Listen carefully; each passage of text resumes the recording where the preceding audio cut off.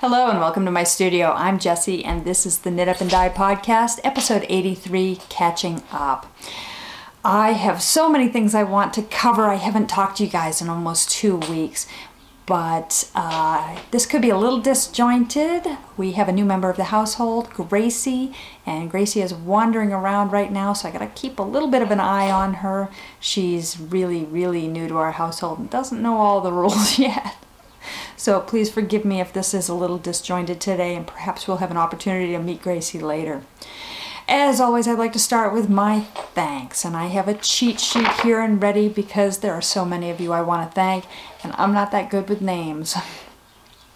Special thank you to all of my subscribers, new and ongoing. I love you guys. What you see here is really all about you and is driven by the feedback that I get from you, as well as your requests. Let me know what you'd like to see, whether it's demonstrations or discussions about knitting, dyeing. Otherwise, I am happy to oblige.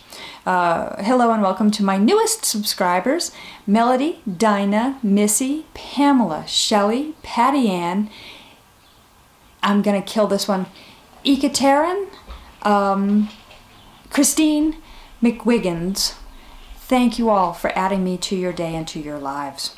Special love and thanks go out to Faye, Julie, Janelle, Erica, Adriana, Wayne, Sonia, Patricia, Lisa Lette, Cappy, Kath, Benty, Christy, Neetsy, Charlotte, Chris, Roseanne, Linda, Marie, Eve, David, Donna, Betty Ann, Scott and John, Carolyn, Kate, Terry, Janet, Monica, Bex, Nancy, and Rachel. I am clearly out of habit.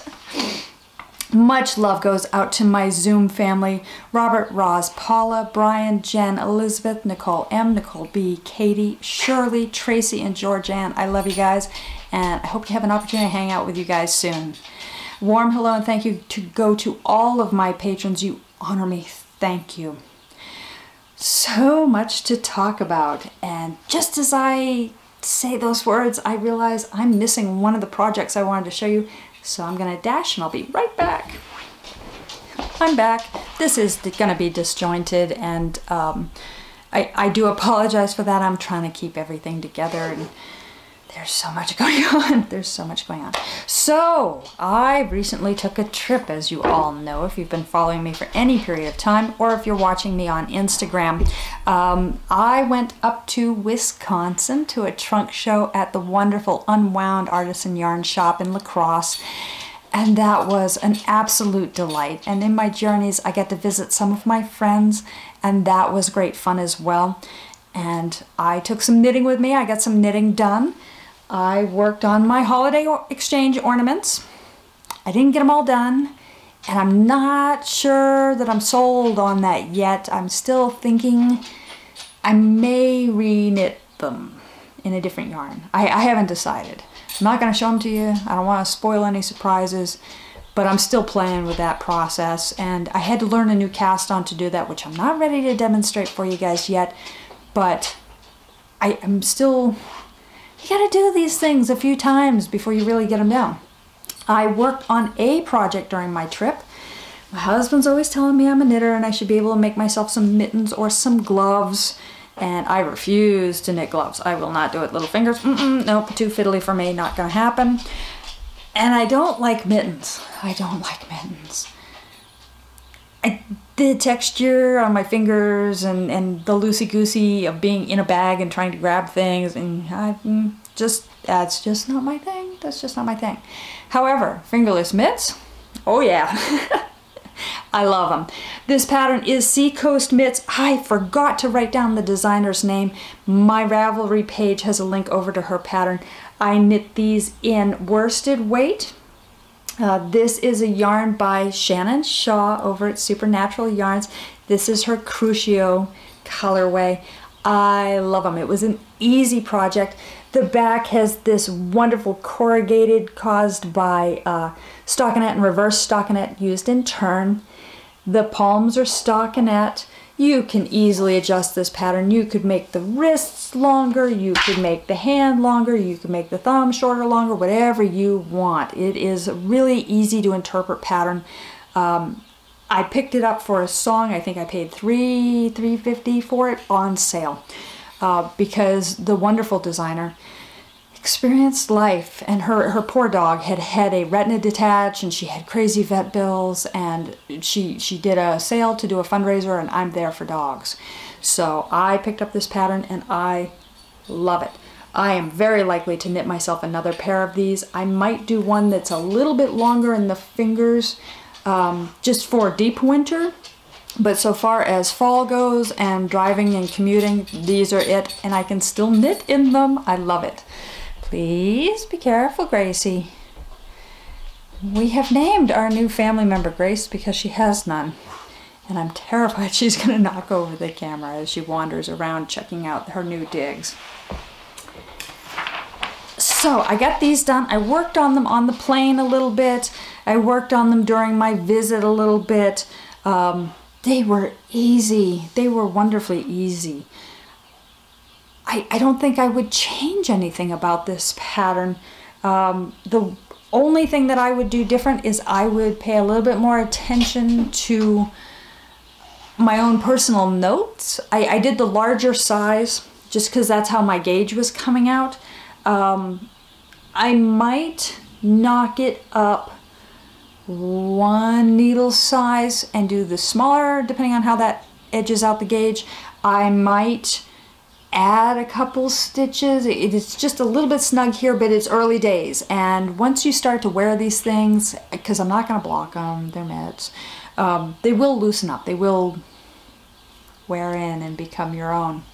So at this point they're a tiny little bit snug, but not in the palms where I am at my broadest. So I think I really love these. I think I'm likely to make another pair. Good pattern. They're called Seacoast mitts. Again, I'm sorry, I don't have the designer's name. I will try to remember to insert that here for you. I also worked on a pair of socks while I was traveling. Socks are the best travel projects because they're small and they stay small, and you're knitting in the round. And when you're sitting on an airplane for hours, it's so easy to just pick up knitting and work on a sock, and you're not elbowing anybody. It's all just good times. I have one whole sock done, and I have the majority of the second sock done.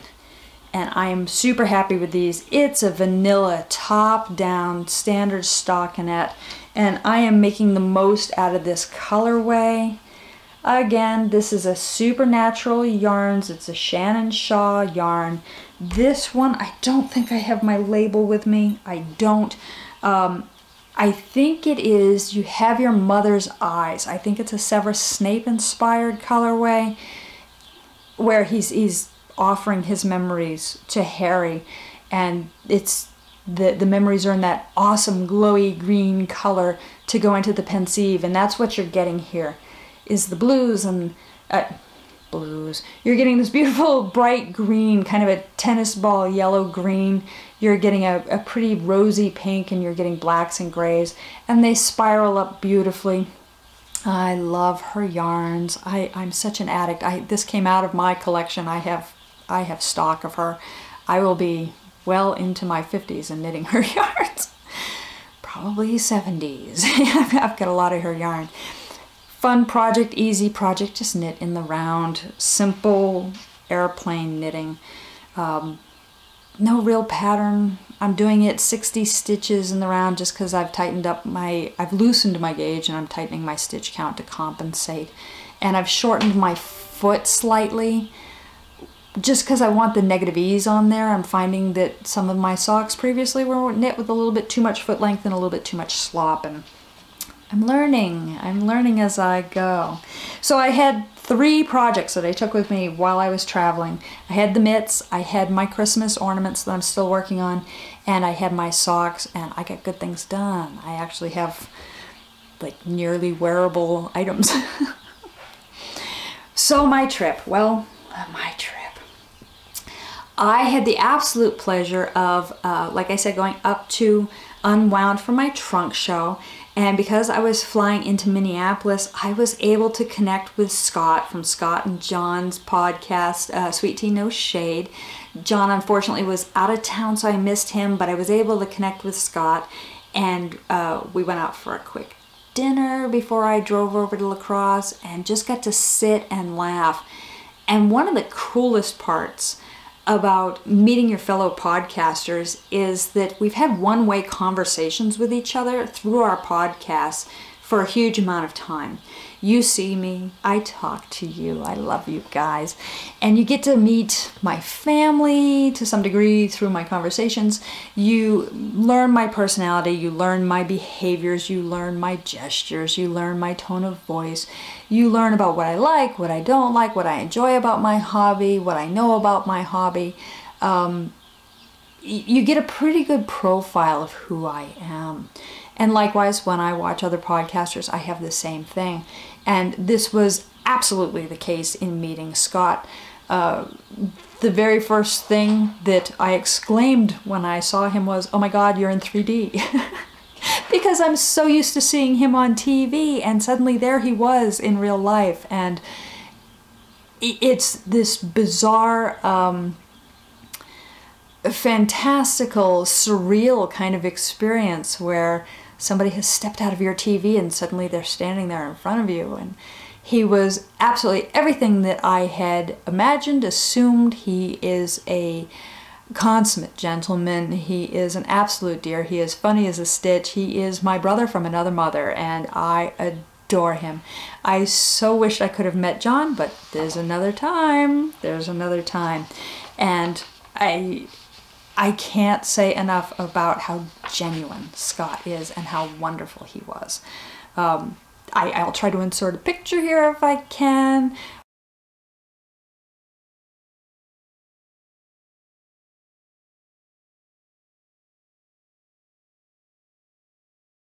We, like I said, we caught some dinner up the street from his place at a cute little bowling alley that has a whole brew pub and an amazing menu in it. And then upon leaving, we harassed another table into taking our photos for us on multiple cameras so that we all had copies. And just a great time, a great time. After that, I drove to La Crosse, and if everything exploded, if I suddenly didn't have where I live, if I didn't have my job, if I didn't have, I would move to La Crosse in a heartbeat. What a warm town. What a wonderful, delightful, historic area. I had so much fun while I was there, and it's such a pretty region. It's so inspiring.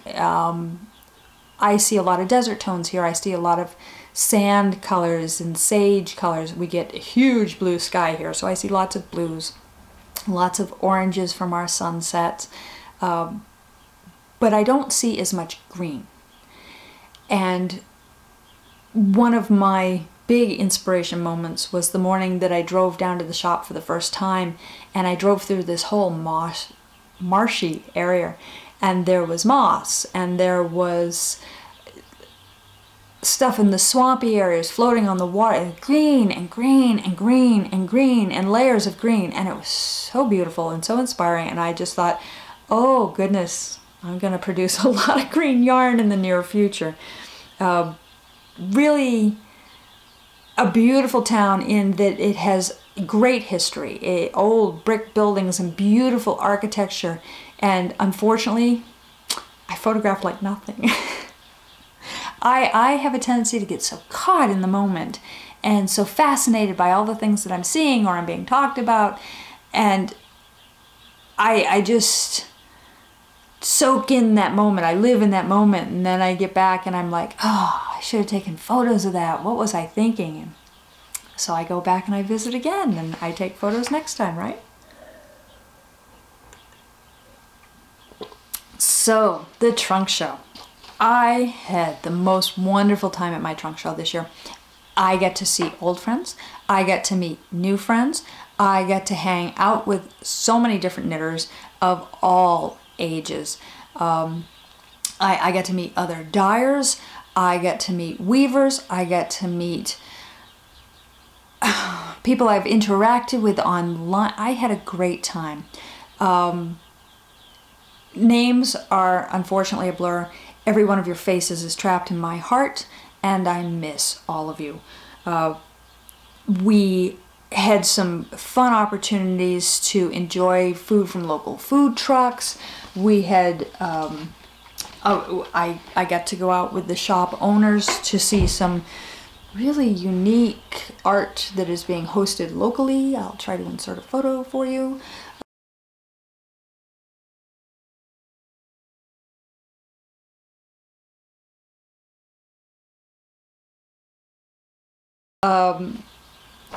Got to go on a ghost walk one evening that was done by a really fantastic tour guide and orator who has done lots of research about ghosts in the area. Showed us lots of different businesses, including businesses that Mark Twain had spoken at, that Liberace had played at. Really a neat historic district. We had a brunch over at Java Vino. That was great fun. It was so nice to have so many repeat people too, to sit down with friends and just enjoy a really good breakfast, have some laughs, hand out some awesome swag. We did a dye class where I taught people how to dye a sock blank. We looked a little bit at the structure of how to produce more of a variegated yarn or a striped yarn, or how to do fades. Everybody had fun. Everybody went home with beautiful art. I've had the absolute pleasure of receiving emails with photos of the art blanks now that they're all done, and they can show me how it turned out. When you dye yarn, you apply color to it and you think that's what you're going to get, and then you heat set it and that color changes a little bit, and then as it dries there's other chemical processes still happening, and the dye process goes through what I refer to as bloom, and the colors just become something more. And now that everybody, we heat set in the class, and we sent people home, unfortunately, with wet yarn. That's our opportunity. Everybody gets to go home, their yarn dries, and they get to see that magic happen. And that's cool. I wish that was something that we can incorporate in class, but I can't make time go by quickly. But I'm getting great emails with photos of the finished blanks, and people seem really, really happy with that. I hope to teach that class again. It was great fun, and we had so much fun. There's no other word for it. When you're all gelling and you're all making your own art, and you are everybody in the class had completely different results, despite the fact that everybody was using primary colors. We had magenta, we had yellow, we had a blue, and we had black. And we worked on blending colors, and we worked on different layouts, and everybody's blank is completely unique to that individual, and that is so cool. I love that. What else did we do? We had a giveaway. That was great fun. I gave away a tote with some yarn and all kinds of other little goodies in it. People were very excited about the tote. If you are following me online on Instagram, there is a photo of the tote there and what we had done as a giveaway.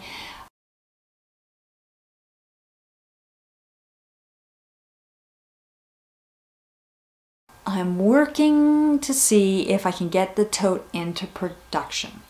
There was a lot of very positive feedback about the tote bag. It has my monkey logo on it, and a lot of people said they want one. They want one. So I'm going to see what I can do. I'm going to see if that's even remotely a possibility. And I just want to thank everybody, again, who came out, who had the opportunity, who reached out and didn't have the opportunity but wished that they could have been there.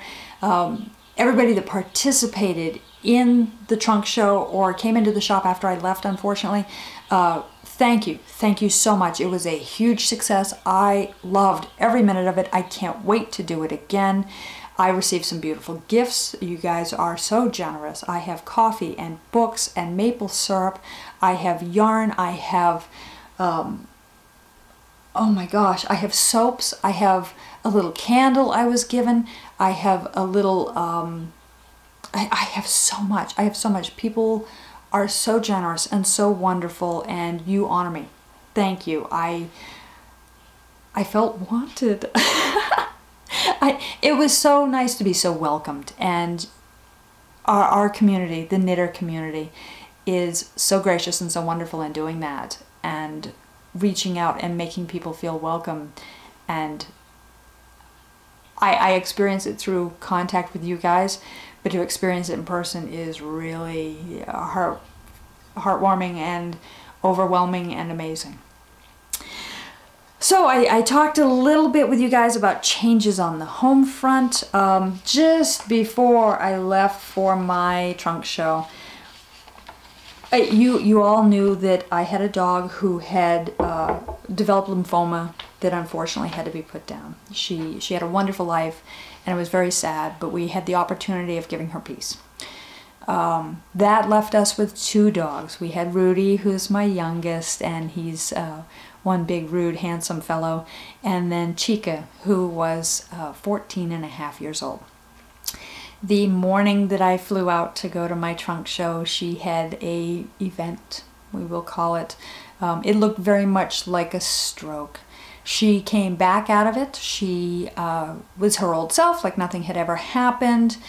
I checked on her remotely every day while I was gone, and my husband continued to report, it's like nothing ever happened. It's like nothing ever happened. She's fine. She's running around. I came home and she degraded very quickly. She waited for me. So last weekend, unfortunately, we put Chica down. We let her go. She had just gotten to a point where she was really confused, wasn't getting around well at all. Lost weight very, very quickly. She was 14.5, and she had been a rescue, and she was very loved. But it's been a hard time. We've lost 2 dogs in under 2 months, and it's hard on us. It was hard on Rudy. Rudy doesn't understand that. He is a dog, and he had playmates, and suddenly he didn't, and he became very lonely very quickly, and very needy very quickly. And 76 pounds is a lot to have in your lap.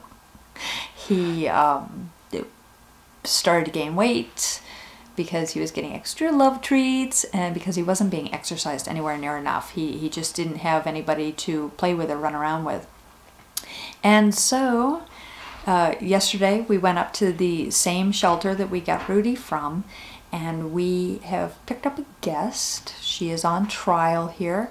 Her name is Gracie. Right now we're calling her Gracie, simply because she has no grace, as I said earlier, and she is, so far she's fitting in nicely. She's a really interesting platypus of a dog. She's a couple of different breeds, as most rescues are. She's a pit cross, but we think she's crossed with a Boston Terrier. Yeah, she's got some crazy ears. If you follow me on Instagram, I have posted a couple of quick photos of her. Certainly, as we go on, there'll be a lot more photos of the kids.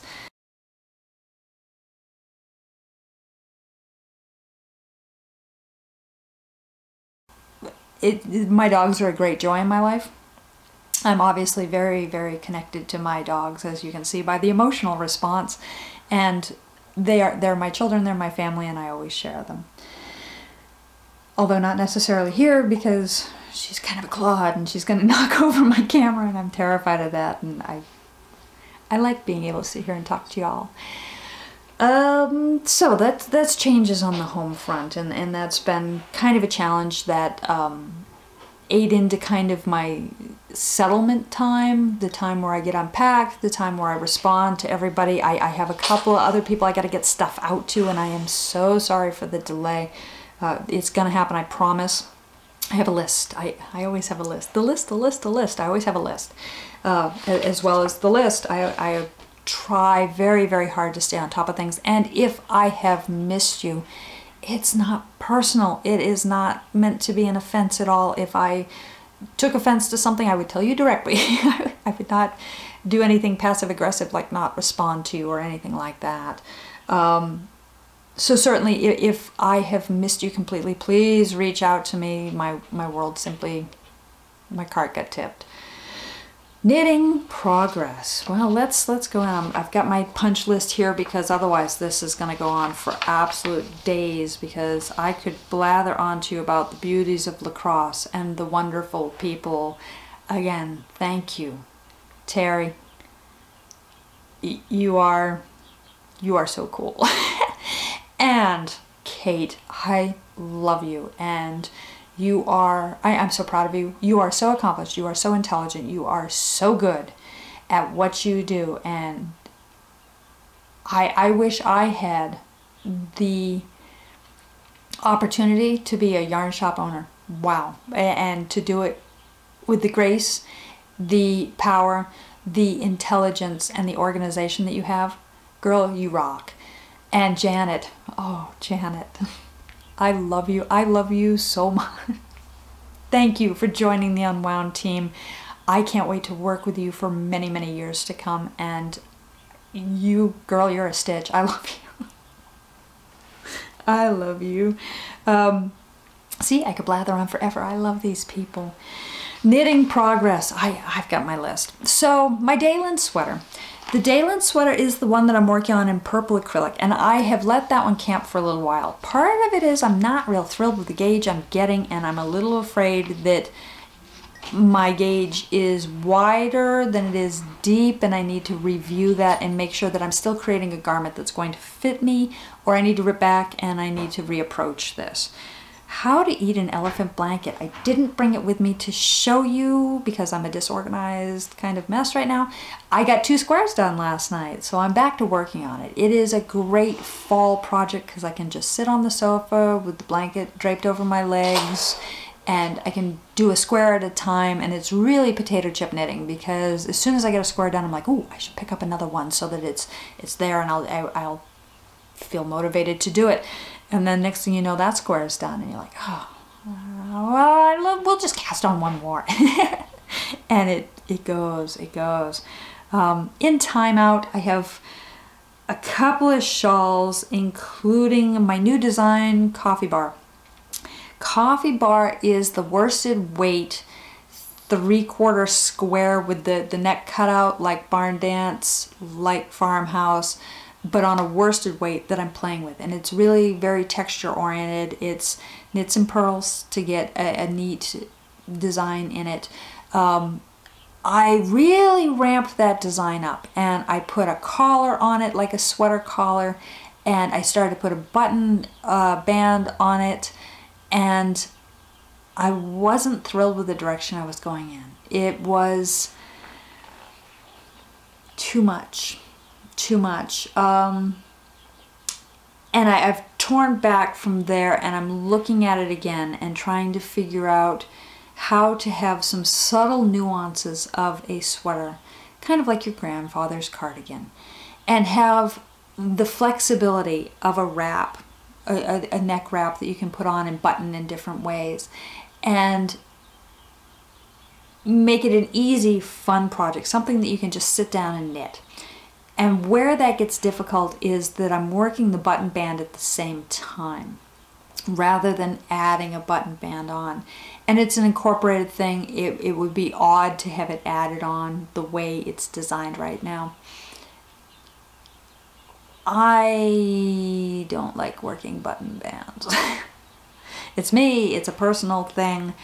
I think it's because I'm doing the buttonholes horizontal.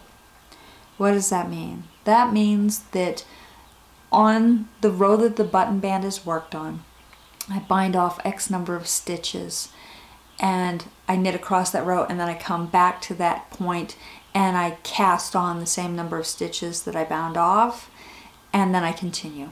And this creates a gap, a hole in between the 2 rows, which is a great button hole.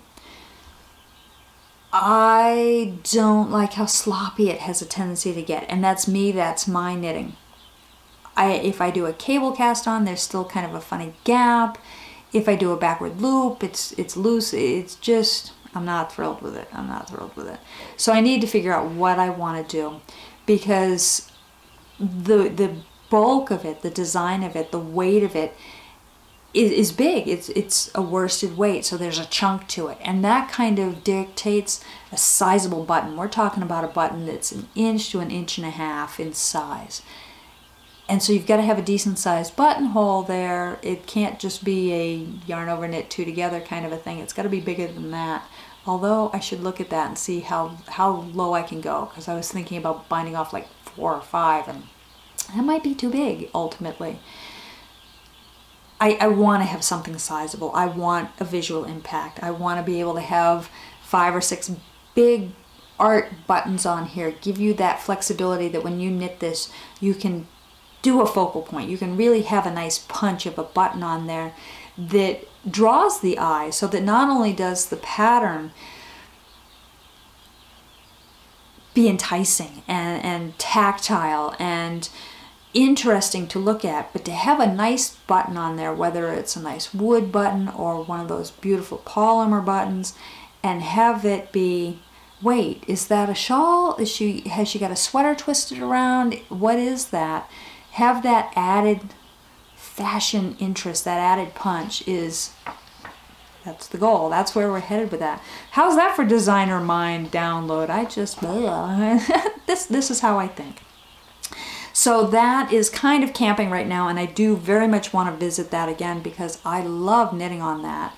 It's a real fun knit because your return row, your wrong side rows are really rest rows, and then you have the excitement of working some purl texture in on your right side rows, and it goes really fast on worsted. You can really put down and feel accomplished very quickly. So I want to get back to that.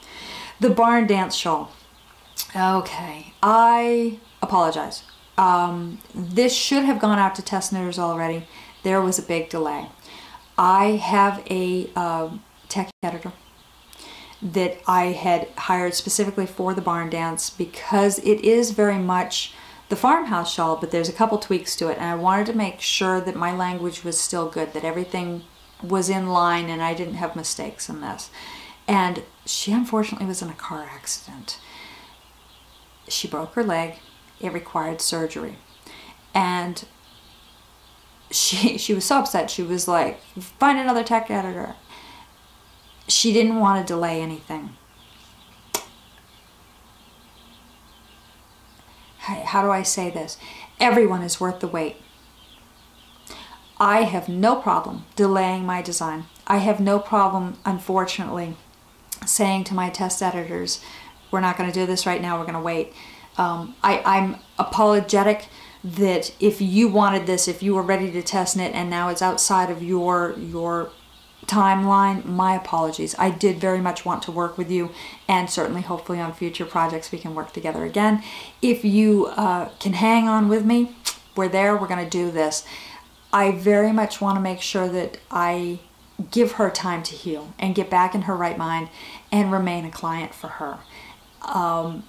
I suspect she lost a couple of clients, or she gave them away.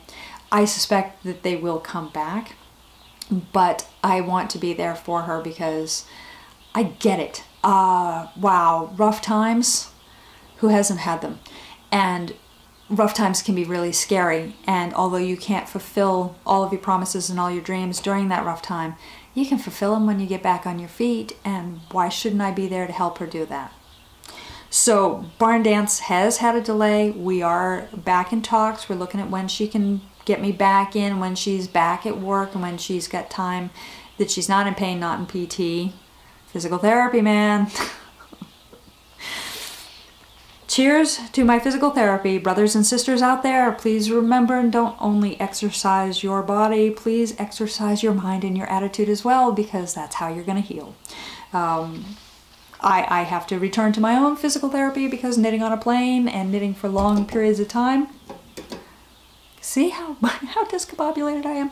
I have had some shoulder pain again, so I've got to get back to my exercises. But I heartily support my tech editor, and I am doing this delay specifically for her, and we're going to have greatness. We're going to have greatness. My wool-free socks. I have one acrylic sock done. That is still camping. I didn't take that with me during my journeys, and I haven't returned to it yet. The second sock is definitely in progress. I can't remember whereabouts I am on that, but I'm working on that too. That is about it for my knitting right now. I recently had a big sale in my shop. to clear out some of my older colorways, some of my older stock. There's a few pieces left in there. They are all likely to go back on sale again, and I will announce that. Please watch my Instagram feed to see any deep discounts on some existing stock. I'm making room for new things, and I hope to do a bunch of new colorways. I have some dyeing I'm going to do this afternoon. I have some dyeing that I've already done. Things are going to get listed very quickly here, and we're going to start to see some cool new stuff, including, I've got a couple new bases I'm going to bring in. They're not really new bases so much as they are different size skeins. So, coming up in the very near future, I'm going to be offering my Tap Monkey base on 50-gram skeins. Yay! I had a number of people that were asking for smaller skeins. Also, I have DK Minis coming in. They're going to be 20-gram skeins. They're going to be 54 yards each. And I have some design ideas brewing around that are going to incorporate some DK Minis. So that's coming on very, very quickly. As for other plans, other events, the community mixer is done, in process. Everybody has their yarns, and hopefully everybody has reached out to their new knit mate and are having wonderful conversations and getting to know each other and have found new knit friends. The Ornament Exchange is coming up very quickly. Isn't it funny how this time of year everything starts to go faster? It's like September is, okay, hurry up and get the kids back in school, and life is kind of frantic, and then all of a sudden it's October. And the minute it's October, it's like, whoa, fast forward to Christmas. That's going to happen, so I need to start reminding everybody. There were a couple people that wanted to join the Ornament Exchange. I've opened it up. Pardon me. Originally there was a registration deadline. There is no longer a registration deadline. You are welcome to join still. There is a $7 participation fee that helps me ship back to you folks. The premise is you send me 6 ornaments. I'm going to exchange it with everybody else, and you're going to get 6 random ornaments back. Really exciting. Great thing to do for the holidays, so that you get a handmade ornament. You get a connection from other people for your holiday tree. The date to ship your ornaments to me is quickly approaching. It is November 3rd. We have less than a month. I have knitting I have to do. 6 ornaments. Generally speaking, my experience has been that the majority of ornaments can be done in less than 2 hours each. If you are still interested in joining and you've got 12 hours of knitting time that you would like to dedicate to this, please reach out and contact me, or go and fill out the registration form. And I would love to add you to this. It's very exciting. What else is going on? It's a Patreon drawing episode. So I want to talk a little bit, very, very briefly, about my Patreon program. The Patreon program is your way to help support what I do. It is a donation sort of thing where you pledge a certain amount of money every month, and depending on which tier you choose to donate at qualifies you for different rewards.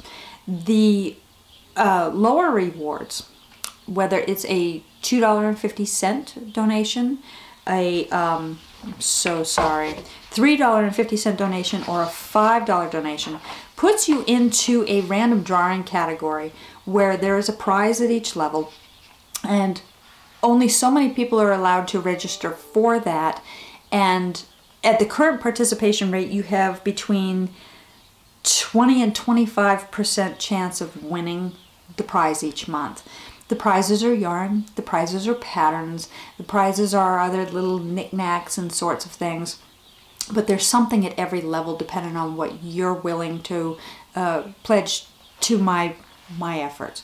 There is also a $30 level that is a subscription level, and the $30 level gives you not only a discount in my shop for an entire month, but it gets you a full skein of yarn. Everyone who pledges gets that. I am reviewing my Patreon program and the tiers, and right now I'm doing a survey. I will have links down below for you where I'm looking for your feedback. Your feedback is so important to me.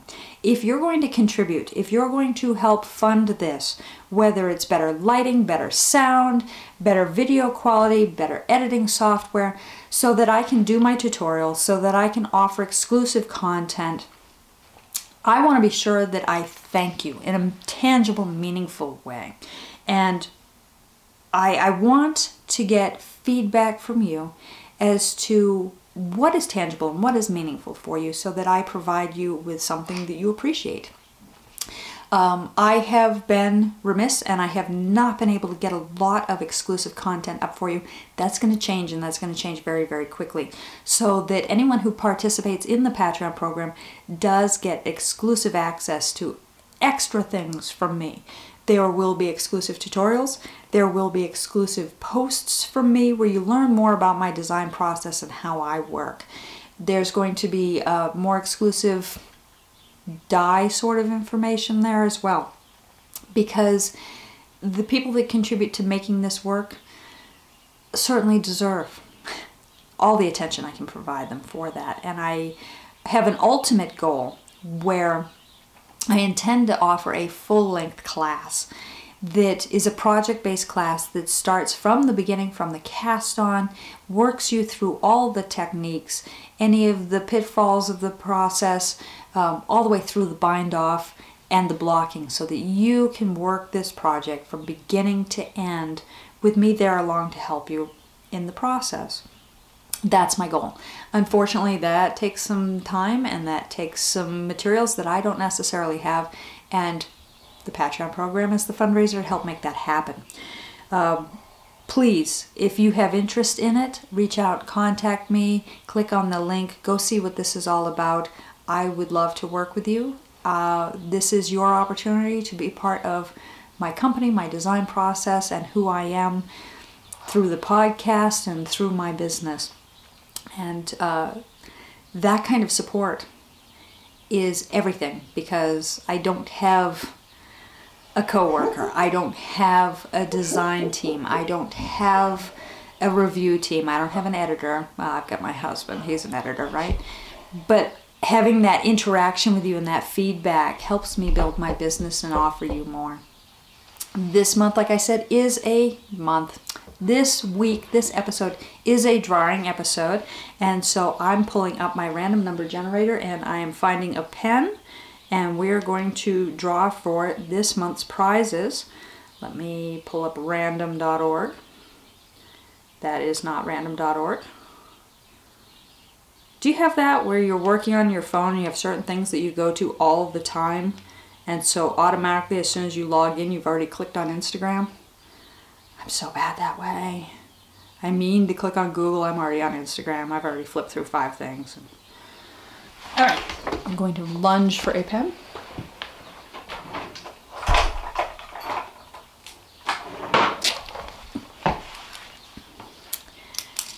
At my benefactor level, the prize is a yarn, a pattern, and other little cute goodies in there. I have 4 people currently at that level. I'm putting in 1 through 4 in my random.org generator, random.org, and I'm clicking generate. The winner is number 1, and that is Betty Ann. Betty Ann. The second level is my partner level. The partner level gets a skein of my exclusive colorway and a pattern of their choosing. I have 5 people at that level, so I'm going to change my generator 1 through 5. I'm going to click generate. My winner this month is number 1. We got number 1s, and that's Charlotte. And at my contributor level, I have 4 participants. 1 through 4 again. I'm hitting generate. Number 3 is the winner, and that is Bente. We have our winners for this week. Very excited. I'm going to get your stuff together. I'm going to get that shipped out. And our exclusive colorway this month is Rain on My Window. I showed it to you guys last week. I don't know if last episode. See? Get out of habit. You don't know what you're talking about. Rain on My Window. And I just love this. It reminds me of looking through panes of glass with water running down over them at the landscape around me. They're all a little bit different. They all speckle up a little bit different. Some are dark, some are light. It's going to be a really cool yarn to work with because it's so unexpected. It's silvers and greens, and there's little tiny bits of red and blue. There's a lot of green. There's little bits of yellow in there. And just random, like you're looking through drops on your window at your world and what colors still come through in a rainstorm. Wayne reached out to me and he said it was like looking at the angry sea coming in and what he sees. That's such a beautiful romantic vision for me. I almost changed the name of the yarn. Wayne, you're an influence. Rain on my window. This is coming out. I did talk to you guys briefly about trying to do an exclusive shop for the patrons that was going to be the Patreon exclusive yarn colorways, only available, that it's exclusive access. I'm still trying to figure that out. You would think that these things would be easy. I used to design websites for big companies. Technology has changed a lot really fast, and I'm catching up. That's what this whole episode has been about. It's been one big catch up. I have missed you guys. I've got other stuff brewing in the back that I'm not talking to you about that we're going to do really soon, and I can't wait to talk to you about those. So until next week, bye.